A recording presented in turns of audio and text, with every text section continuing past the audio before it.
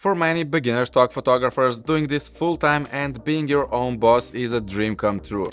But it's not all sunshine and rainbows. As a full-time stock photographer, you have complete freedom over your time and schedule, but that also means you have to motivate yourself to do it every single day. Some days you'll be brimming with inspiration and ideas, but other days you may feel uninspired and unmotivated. And there's one little thing that will help you to become a full-time stock photographer or to stay successful in this business, and that is self-discipline. So today I'll share my 5 tips to help you build that self-discipline to stay consistent in stock photography, and you can also use them in other parts of your life. First tip is have a strong why. So I failed in many areas of my life, like staying in shape, getting up early, meditating, creating YouTube videos and similar stuff, and the reason is probably that I didn't have strong enough why statement. If you know why you're doing it, and if that reason is strong enough, you will more likely to continue doing it even if things don't go as you wanted. For example, if you want to get into shape and your why is just to look awesome, that's a really weak why. You just won't wake up every day at 5 a.m. and go for a run or go to the gym 5 times a week because you want to look good. Well, you might in the beginning, but that enthusiasm will fade when you reach a certain level, and it's highly unlikely that you will continue that in the future. But if your why is, let's say, to stay healthy and have more energy so you can live a longer life, you have more chances to continue doing that in the long run. But for stock photography, I can say I have a pretty strong why, and that's also the reason why I never had problems with self-discipline and consistency. For my stock photography business, my why in the beginning was to quit my 9-to-5 job and be my own boss, so nobody tells me when, where and what I have to do, and also to do the thing I love, not just something that puts money into my bank account. And currently my why is to build a comfortable life for me and my family,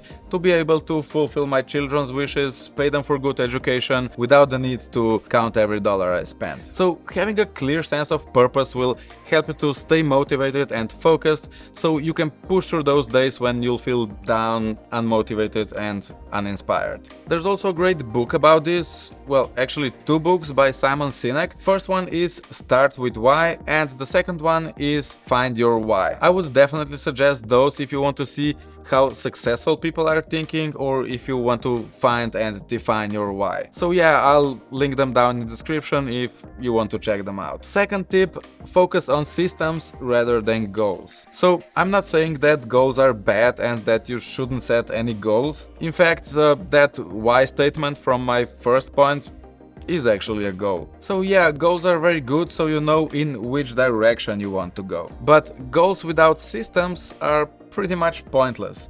If you have a goal and you don't know how you will get there, you won't come very far. In the book Atomic Habits, James Clear says winners and losers have the same goal.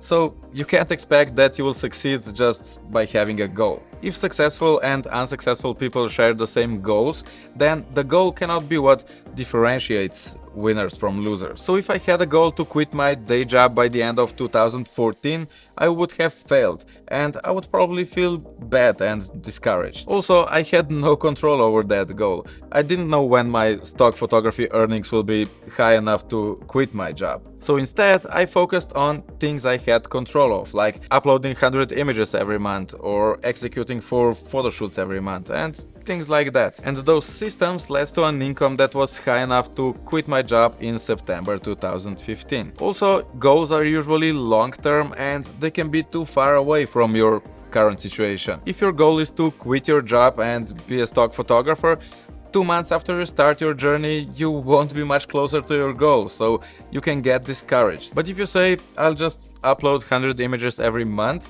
then 2 months in you'll have 200 images online and you'll do 8 photo shoots, which is quite an achievement. So don't focus on the results, focus on things you can do right now, things you have control of, and that will help you to stay on track and eventually it will get you to the results you want. Oh, and before we continue, if you're enjoying this video so far and you like this kind of videos, subscribe to my channel for more content like this. Okay, back to the topic. So third thing, schedule it.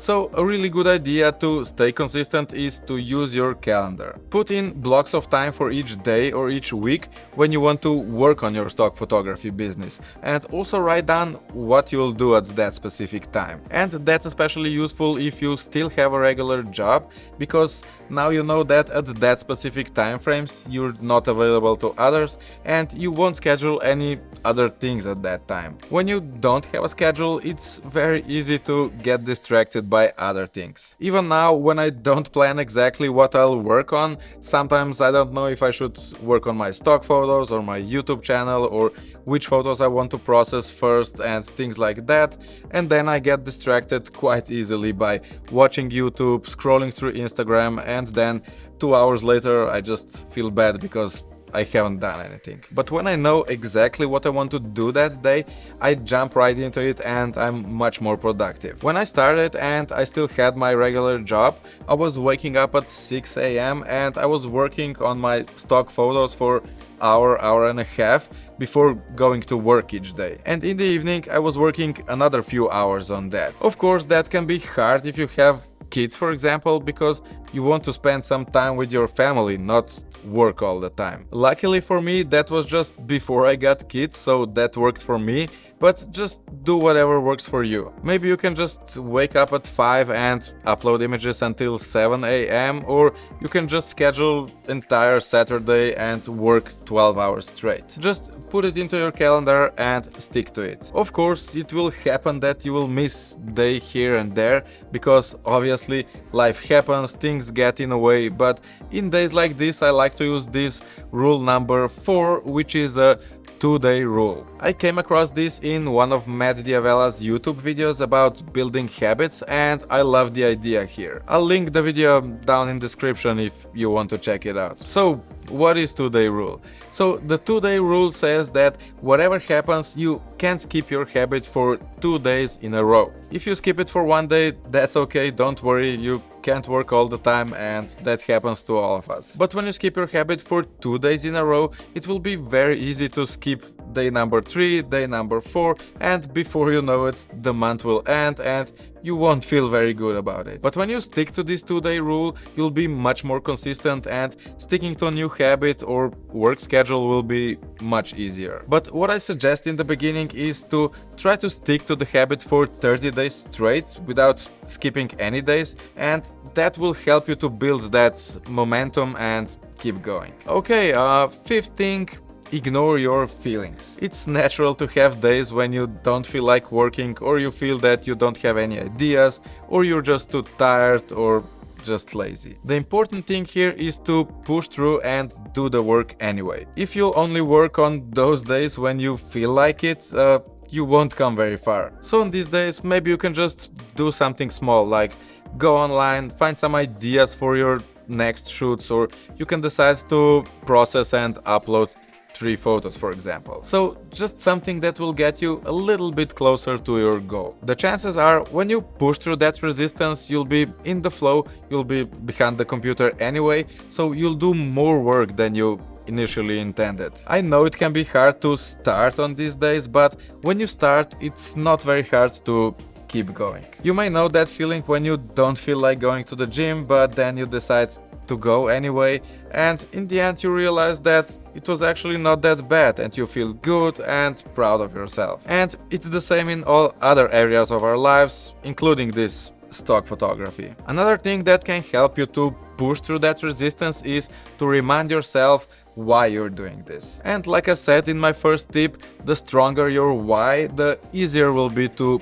push through that resistance. So if you're just starting with stock photography, this video here will help you to get started. I share tips about how I would approach it if I was a beginner in this field, so definitely check it out. And until next time, stay awesome, keep shooting, and I hope I'll see you in my next video.